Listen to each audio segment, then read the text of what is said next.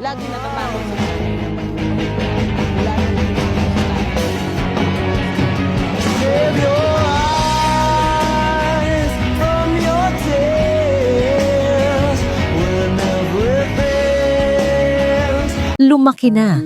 Nagka-ideya ka na ba kung gaano kahirap kumita ng pera? Ang mga magulang ay laging mahal tayo ng walang kahit anong kondisyon. Gaano na ba katagal mula nang huling bigyan mo ang iyong mga magulang ng regalo? Bumabagal sila, masakit ang katawan, ngunit patuloy silang ngumingiti at nagsasabi, "Ayos lang ako, wala namang problema si tatay," dahil ayaw nilang maging pabigat. Magkano pa bang oras ang mayroon ka upang magmahal? At patuloy pa rin bang magdadalawang isip? Palagi akong abala.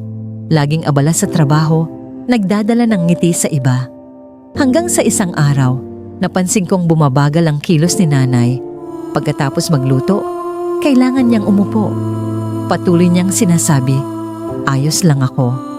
Ngunit alam ko, itinatago lang niya ang totoo.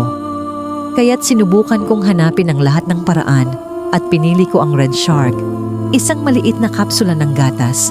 Ngunit kayang inumin ni nanay, komportable, hindi tulad ng gamot. Pagkalipas ng ilang panahon, nagsimula siyang gustong pumunta sa supermarket, kayang tumayo ng mas matagal sa kusina. At may ngiti siyang nagsabi, "Gusto mo bang ipagluto kita ng French fries?"